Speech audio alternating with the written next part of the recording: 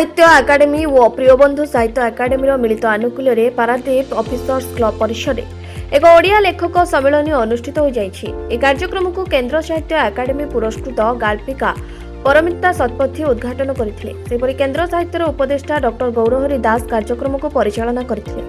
अन्यतम साहित्यिक भाव में एकाडेमी पूर्वांचल सचिव डॉक्टर देवेंद्र कुमार देवे स्वागत भाषण देता बेले प्रियबंधु साहित्य एकाडेमी सभापति डॉक्टर रघुनाथ साहू लेखक सम्मेलन संपर्क में सूचना देवा सहित भुजंग माटीर ऐतिह्य संपर्क में सूचना प्रदान करथिले। मानव समाजर दुख शोक और असहायतार जंत्रणा को लाघव करी सत्य सहित जोड़ी होई भयशून्य भाव में बंचिबा पई साहित्यर स्वर गुरुत्वपूर्ण बोली अतिथि माने कहिथिले।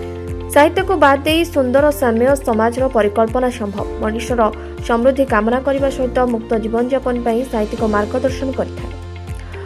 जीवन और जगतर रहस्य भेद करने साहित्य होछि शक्तिशाली मनोरंजन अस्त्र। यह सृजन अस्त्र निर्माण करुवा समकालर साहित्यिक माने संवेदनशील होगा उचित बोली अतिथि माने मत प्रकाश करथिले। प्रियबंधु साहित्य एकाडेमी उभयंकर मिलित भाव में एक कार्यक्रम पारादीप ठारे आयोजन होता।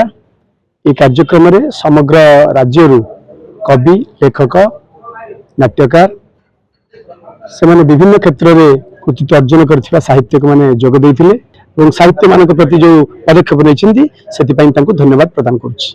पारादीप प्रियबंधु एकाडेमी मिलित सहयोग में केंद्र साहित्य एकाडेमी गोटे दिनिकिया व्यापी कार्यक्रम साहित्य कार्यक्रम लेखक सम्मेलन आयोजन करिछि, जोथिरे ओडिशार भिन्न भिन्न जिल्लार पश्चिम ओडिशार दक्षिण ओडिशार पूर्व ओडिशार उपकूल ओडिशार लेखक लेखा मैंने आसछन्ती। सेमाने तांको गल्प कविता पढ़ुछन्ती।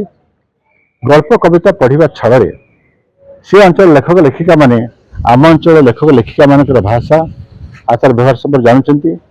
आमर उपकूल ओडिशार प्रकृति सहित परिवेश सहित पारादीप रे जो लैंडस्केप ता सहित गोटे परिचित होउछन्ती।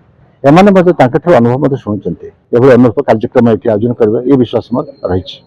विभिन्न कोण अनुकोणरू निमंत्रित कवि माने लेखक माने बुद्धिजीवी मान जोग देइछन्ती। गोटे वार्ता आमर जीवा दरकार समाज पाई बा ओडिया भाषा साहित्य को समृद्धि करिया पाई भाषा को जो संकटजनक अवस्था बा जो आशंका सृष्टि है भाषा क्षेत्र में ताको से जो आशंका को दूर करिया पाई पारादीप ठारे आज होची से सभार एक मुख्य उद्देश्य। पारादीप सुमंत स्वाईं को रिपोर्ट न्यूज प्राइम ओडिशा।